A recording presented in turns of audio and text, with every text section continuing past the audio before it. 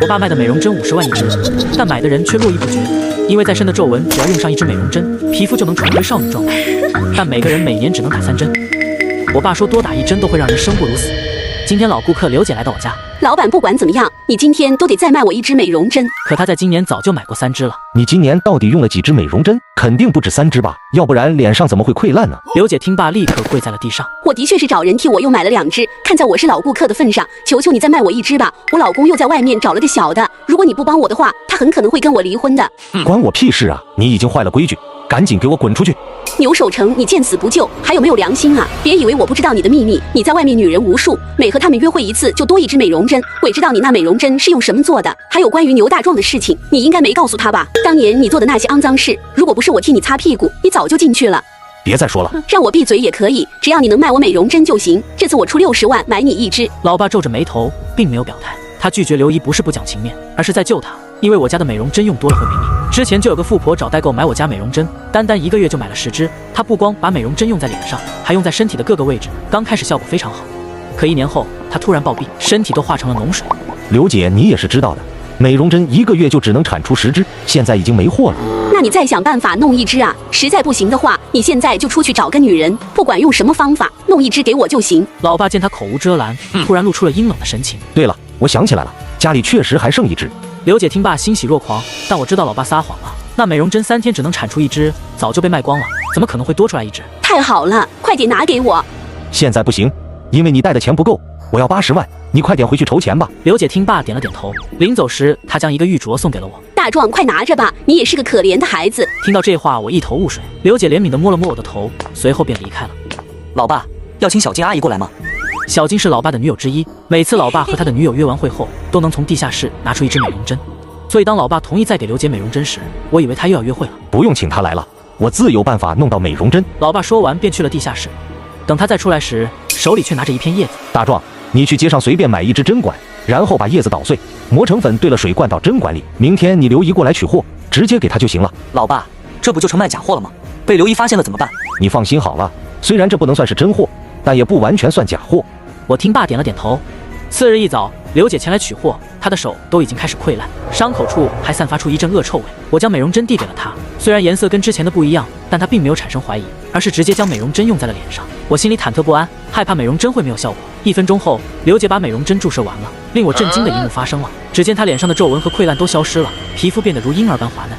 没错，就是这个效果，我终于又恢复年轻了。我只觉得不可思议，叶子磨得的仿品怎么会有正品的功效？刘姨，这个美容针你用着感觉怎么样？我感觉跟之前的不一样了，这个效果明显更好。我听爸没再说话。3天后，刘姐竟然嘎在了街上，她嘎状凄惨，浑身溃烂，头顶上还长出了1朵小花。我回家问老爸，老爸，刘姐怎么会嘎的？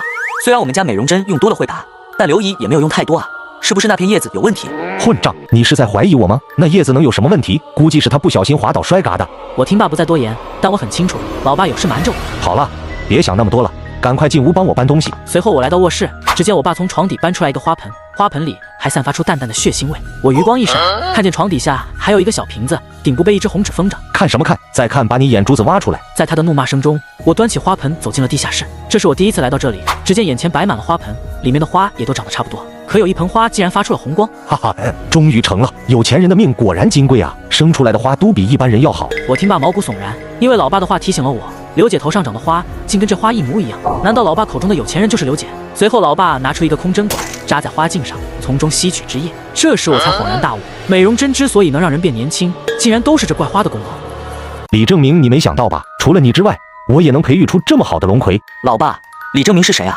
这个名字好熟悉。大壮，事到如今我也不瞒你了，我培育的这种花叫做龙葵。龙葵的汁液能让人变年轻，但它必须吸收女人的精气，才能开花出枝。当时我和你母亲并不知道这一点，直到你母亲被它吸死后，我才知道，这就是我要找很多女朋友的原因，因为这样才能培育出更多的龙葵。那叶子又是怎么回事？为什么也能让人变年轻？老爸听后猛地一愣，然后笑着回答道：当然了，叶子的作用也是一样的，只是提炼起来非常麻烦，很难保证每一支的效果稳定，所以我一般不用。我听爸深表怀疑，但也只能先假装相信。其实你大哥早就知道这些了，我给了他5000万，让他买豪车，天天去酒吧认识女人带回家，这样就能培育出更多的龙葵了。2天后，大哥带着女友翠花回到了家，谁知他竟把我们叫到一旁，说道：老爸，我不想培育龙葵了，我已经爱上了翠花，我想和她结婚，过普通人的生活。你个混账东西，绝对不行！凭什么不行啊？因为你要帮我培育更多的龙葵，如果你不干了，谁来接我的班？这件事以后就不要再提了。如果你还敢动这个念头，后果你是知道的。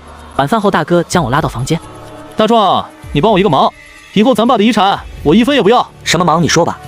你跟老爸说，你要替我继承美容针产业，这样他就不会阻止我和翠花结婚了。我听爸点头答应了下来，随后便找到老爸，表示自己想要继承家业，可他却一把按住了我。你算个什么东西？家业只能由你大哥来继承，快给我滚出去！我见状，只好又回到大哥的房间。不行啊，老爸说家业只能你来继承，同样都是他的儿子，为什么我就不可以继承呢？大壮，其实你不是老爸亲生的，而是领养的，所以他才不让你继承家业。我听爸大惊失色，怪不得你和老爸长得又高又帅，只有我的长相跟你们格格不入。既然这招行不通，那我就只能带着翠花私奔了。你快去帮我把老爸床底下的瓶子偷出来，就是上面盖着红纸的那个。那瓶子里装的是什么？你要那个干嘛？瓶子里装的是我的生辰八字，老爸将我和龙葵绑定在了一起。如果我每月不给龙葵找15个女人吸精气，他就会反过来吸我的精气。那怎么样才能解除绑定呢？需要找另一个人与龙葵绑定，这个你就不用管了，我自有人选。我可以帮你偷出瓶子，但你要告诉我龙葵的来历。听老爸说，龙葵是在老家的地里挖出来的，之后他和老妈卖美容针发了财，这才搬进了城里。我听爸觉得没这么简单，为了弄清龙葵的真相，次日一早我就坐车回到了老家。一位老伯见了我，突然面露惊恐。李正明，你不是嘎了吗？什么李正明？你认错人了吧？不好意思啊，小伙子，你跟李正明长得太像了。我听爸突然想了起来，老爸曾经提到过李正明，难道他才是我的亲生父亲？老伯，请问李正明是怎么死的？他在世上还有别的亲人吗？李正明是在23年前意外淹死的，他老婆在他死的前1年就已经去世了，只留下了一个2岁的儿子。那孩子今年也应该25岁了，但现在不知所踪。我听爸恍然大悟，我今年刚好25岁，看来他是我的亲生父亲，没错了。是啊，孩子，你跟李正明长得简直一模一样。我家里有一件你父亲的遗物，你现在就跟我回去拿吧。随后我和老伯来到他家，并拿到了父亲生前写的日记。1月4号，星期六，今天是老婆去世的第3天。我知道都是因为那朵不祥之花，是他害死了我老婆。12月8号，星期一，牛守诚知道了花的事情，他想花高价买走它，但被我拒绝了，因为那可是摇钱树。12月10号，星期三，牛守诚今天约我去河里游泳，但他知道我根本不会游泳，这不是存心想害我吗？肯定又是因为那朵花。我过几天就搬去城里住，让他彻底断了这个念想。日记到这里戛然而止，我也终于知道了真相，肯定是牛守诚害死了我父亲，然后把他伪装成溺亡的假象，为的就是得到龙葵。我一定要替父亲报仇。讲到这里，我立刻回到了家。大壮，你死到哪里去了？我让你偷的瓶子呢？对不起啊，大哥，我今天有点忙，就把偷瓶子的事给忘了。别以为我求你办点事儿，你就能忘了自己的身份了。如果今天不把瓶子偷出来，我就让你好看。我假装害怕的样子，连连点头。大哥，我的计划是这样的，今天是15号，老爸会找一个女人去地下室约会，在他们约会时，我去卧室偷瓶子，但在此期间，你要出门制造不在场证据，否则老爸肯定会怪罪你的。老弟，你想得真周到，我现在就出去。打发走大哥后，我又找到牛守诚。老爸，你不是想阻止大哥结婚吗？我有个好主意，那个翠花就是图钱，大哥是被她迷了心窍，你只要给翠花800万，然后让她跟你去地下室约会，让龙葵吸干她的精气，这样不就行了吗？是啊，我怎么没想到？就按照你说的办。随后老爸便给翠花转了800万，接着他们便去了地下室。我见状立刻打电话给大哥。大哥不好了，我看见老爸胁迫翠花去地下室了，你快点回来啊！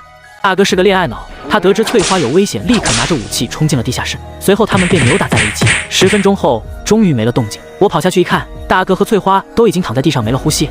大壮，你来的正好，刚才你哥他想要嘎我，但被我反嘎了。翠花也在打斗中意外身亡，我这属于正当防卫，你可要替我作证啊！替你作证可以，但你要告诉我关于花的秘密。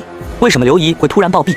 她的头上又为什么会长出龙葵？那个叶子就是龙葵的叶子，但同样也是种子。它虽然也能让人变年轻，但副作用非常大。叶子会通过毛孔进入宿主的身体，然后在里面生根发芽，类似于种子种进了土壤里一样。这朵冒红光的花就是刘姐头上长的。也就是说，刘姨是被你故意害死的？没错，因为她知道我太多秘密了，还敢用这些秘密威胁我，所以我才迫不得已出此下策。包括你害死我亲生父亲的秘密，对吗？什么？你是怎么知道的？若要人不知，除非己莫为。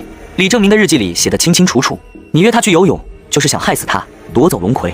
哼，是又怎么样？那个蠢货守着这样的宝贝，却不知道充分利用。他死了，这龙葵才能发挥它真正的价值。我养了你这么多年，让你衣食无忧，你难道要为了一个从没见过的死人来对付你的养父？养父？你养我，不过是为了掩盖你的罪恶，顺便多个可以使唤的佣人。你害死了我的生父，又用这邪花害死了这么多人，包括刘姨和我大哥。闭嘴！你懂什么？这是成功必须付出的代价。没有这龙葵，我们什么都不是。现在好了，你哥死了，只要你肯帮我，这偌大的家产以后都是我们父子俩的。就在牛守诚试图蛊惑我时，地下室入口突然传来一声轻微的响动。牛守诚脸色一变，厉声喝道：“谁在那里？”一个身影颤颤巍巍地出现在楼梯口，是常来送菜的吴阿姨。她显然听到了我们的对话，脸色惨白，手里端着的果盘掉在了地上。守诚，你们嘎人了。还有那话，坏了规矩的人总要付出代价。吴姐，你不该听到这些的。牛守诚眼中凶光毕露，他猛地从口袋里掏出一支针剂，颜色和最后一次给刘姨的一样，动作快如闪电，一下子就将针管扎进吴阿姨的脖子。吴阿姨惊恐的尖叫，随着针管内的液体迅速推入，她脖子的皮立刻开始发飞萎缩，仿佛正在吸食她的骨肉。啊，好痛！救我！短短10几秒，吴阿姨的呼救声就微弱下去，她瘫倒在地，身体剧烈的抽搐着，整个身体都开始发飞溃烂。我看着这恐怖的景象，胃里一阵翻江倒海。牛守诚却冷漠地看着，仿佛只是在处理一件垃圾。看到了吗？这就是不听话的下场。大壮，帽子叔叔的电话你还没拨出去吧？现在放下手机，我们还能好好谈谈。我握紧了手机，心中充满了恐惧和愤怒。我知道此刻拨通电话，我很可能就是下一个吴阿姨。我必须冷静，寻找机会。爸，你说的对，我们才是一家人。大哥死了，我是你唯一的继承人了。刚才是我太冲动。哦，想通了。想通了，财富和权利谁不想要呢？只是帽子叔叔那边，吴阿姨这边你怎么处理？哼，这就不用你操心了。我经营这么多年，自然有我的门路。记住，以后乖乖听话，少不了你的好处。现在去把这里收拾干净。我强迫自己镇定下来，走上前去处理吴阿姨的尸体。牛守诚见我顺从，警惕心稍减，转身去检查那株发着红光的龙葵。就在他背对我的那一刻，我眼角的余光瞥见了掉落在角落里的那个原本藏在床下贴着红纸的小瓶子，一定是刚才打斗时从大哥或者牛守诚身上掉出来的。我假装搬运吴阿姨，悄悄将那个小瓶子踩在脚下，趁着牛守诚不注意，迅速捡起藏进了袖口，心脏在胸腔里狂跳。动作快点，磨蹭什么？好了，爸，我把它搬到角落去。我一边应付着，一边大脑飞速运转。大哥说过，这瓶子里装的是他的生辰八字，是与龙葵绑定的媒介。那么，如果我能拿到牛守诚的生辰八字，是否也能用类似的方法将他与龙葵绑定，甚至反制他？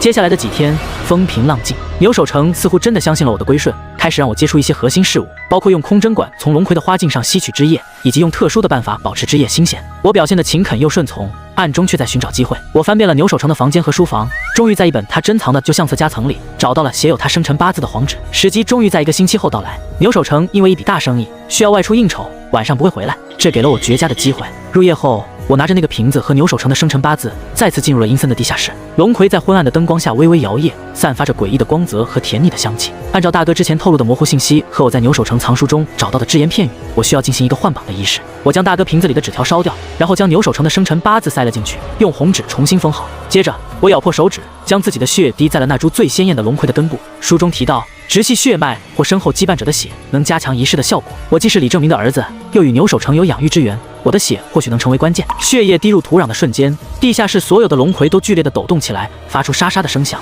仿佛在欢呼，又像是在哀鸣。那株红色的龙葵光芒大盛，我手中那个小瓶子也变得滚烫。我不知道仪式是否成功，心中充满了忐忑。第二天中午，牛守诚回来了，脸色有些苍白，不停地咳嗽。怎么回事？真是怪了啊！大壮，别愣着，快去地下室取最新鲜的汁液做一支极品出来。赵老板那边催得紧，出价100万。我一言照做，心中却是一动，看来仪式已经开始生效了。当我拿着做好的美容针回到客厅时，发现牛守诚瘫坐在沙发上，喘着粗气，额头渗出虚汗，他的脸上竟然隐隐出现了类似之前刘简那样的溃烂斑点。不，这感觉是契约的反噬。你这个小畜生，你把契约者转嫁到我身上了。他挣扎着想站起来扑向我，却浑身无力地摔倒在地。我站在他面前，冷冷地看着他。现在你才明白，已经太晚了。你不是一直想独占吗？现在你和这些花生死同命。逆子，我把你养大，你……他的声音越来越微弱，脸上的溃烂在加速蔓延。就在这时，门铃响了。我走去开门，门外站着一个穿着考究、气场强大的陌生男人，身后跟着2个保镖。牛守诚在吗？我来取货。我心中警铃大作，这个赵老板看起来绝非善类。赵老板请进，我爸他身体有些不舒服。赵老板走进客厅，看到倒地溃烂的牛守诚，非但没有惊讶，反而露出一丝了然的冷笑。王老弟，我早就告诉过你，养这种邪物迟早会被反噬。赵哥，救我！救你可以，把你剩下的龙葵和培育方法交出来，或许我能帮你找个高人镇住这邪物。我瞬间明白了，这个赵老板恐怕对龙葵的了解比牛守诚还深。这种危险的人物，我必须小心应对。赵老板，我爸现在神志不清，家里的事暂时由我做主。您要的货在这里，我将那支极品美容针递过去，赵老板接过美容针，放在鼻尖闻了闻，满意地点点头。品相不错，小伙子，你比你爸识时务。我知道你不是他亲生的，跟着我干怎么样？我能给你想象不到的财富和地位。谢谢赵老板抬爱，不过家父现在这样，我需要时间处理家事。至于合作，我们可以慢慢谈。聪明，我就喜欢和聪明人打交道。这支名片你拿着，处理完家事随时联系我。赵老板留下名片，带着美容针离开了。我看着地上奄奄一息的牛首成，又看了看手中那只烫金的名片，心中一片冰冷。除掉了牛首成，却引来了更可怕的赵老板。赵老板离开后，屋内死一般的寂静，只有牛首成奄奄一息的身影在回荡。必须处理掉，不能留下任何痕迹。我将牛首成锁在我哥房间里，把那株最先盛开的夺走刘姐性命的红色龙葵沉入了后院的池塘，看着它沉入黑暗。接下来的几天，我没有继续找女人喂养龙葵。尽管根据日记暗示，以血脉正统之身重写契约后，我能暂时压制他们的渴望，但看着他们日渐暗淡的花瓣，我心中清楚，这绝非长久之计。我正对着龙葵出神，手机突然响起，是一个陌生号码。我犹豫了一下，接了起来。是牛大壮先生吗？我是赵老板的秘书，老板请你明天中午到蓬莱阁一聚。好，我会准时到。电话挂断，我知道这不是邀请，而是传唤。我必须去，但绝不能空着手去，也不能毫无准备的去。我看着眼前的龙葵，一个危险的计划逐渐成型。我拿出一个空针管，小心翼翼地扎在一株长势最好的龙葵的花茎上，吸取了少量浓稠的、散发着异香的汁液，制作了一支特别的样品。同时，我将那瓶写着牛首成生辰八字的瓶子藏在了贴身的口袋里。牛大壮，坐。令尊的后事都处理好了。赵老板说笑了，家父只是需要静养。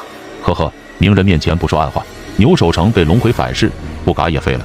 我感兴趣的是，你用了什么方法？不仅没被反噬，似乎还能继续操控他们。一点家传的小伎俩，不足挂齿。这是给赵老板的礼物，效果比之前的更好。赵老板拿起美容针，仔细看了看，又闻了闻，眼中闪过一丝金光。很好，小伙子，你很上当。我知道你在担心什么，放心，跟我合作，我不会亏待你。我需要稳定的、高质量的龙葵之液，你提供货，我负责销售和打点上下关系，利润你算我七。赵老板，培育龙葵需要特殊的养分，这并不容易。那是你需要解决的问题。记住，我能让你发财，也能让你和你父亲一样。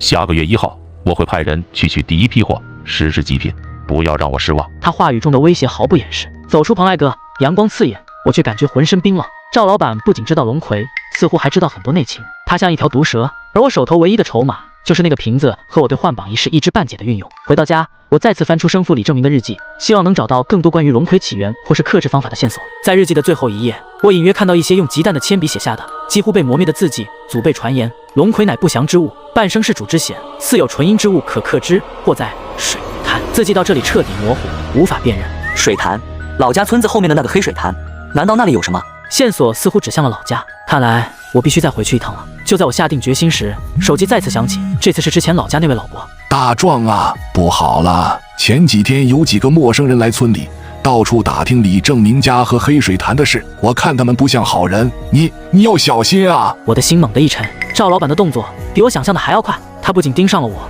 连龙葵的源头也没有放过。时间似乎越来越紧迫了，我连夜赶回老家，刚到村口就撞见等在路边的老伯，他手里攥着个旧布包，脸色比上次还急。大壮啊，那伙人昨天又来问黑水潭，还想挖潭边的老辈，我跟他们说潭水有毒，才把人糊弄走。跟着老伯穿过一片荒草坡，黑水潭终于出现在眼前。潭水黑得发稠，岸边立着块爬满青苔的石碑，上面刻着模糊的字：纯阴之源，化邪祟，镇邪豫章，血脉唤醒。老伯突然拍了下大腿，从布包里掏出个生锈的铁盒，里面是半张泛黄的图纸。这是你爹当年藏在我这儿的，说潭底有个石匣，里面的东西能治那邪花。我深吸一口气，扎进潭水，水又冷又沉，摸索了半个时辰，指尖终于碰到硬邦邦的石匣。打开石匣，里面躺着块巴掌大的玉章，上面刻着龙葵的图案。我咬破指尖，血滴在玉章上的瞬间，玉章突然发出淡蓝的光。远处传来脚步声，是赵老板的手下。我赶紧把玉章塞进怀里，拉着老伯躲进旁边的山洞，洞里能清楚看见他们围着石碑嘀咕，还拿出铁锹想挖。我悄悄掏出手机录下这一切，同时拨通了之前联系过的警官电话。王警官，我有龙葵产业链的关键证据，还有人正在破坏文物。挂了电话，玉章还在怀里发烫。我知道该回去跟赵老板算总账了。回到家，我给赵老板发了条消息，说10支极品美容针已备好，在地下室等你。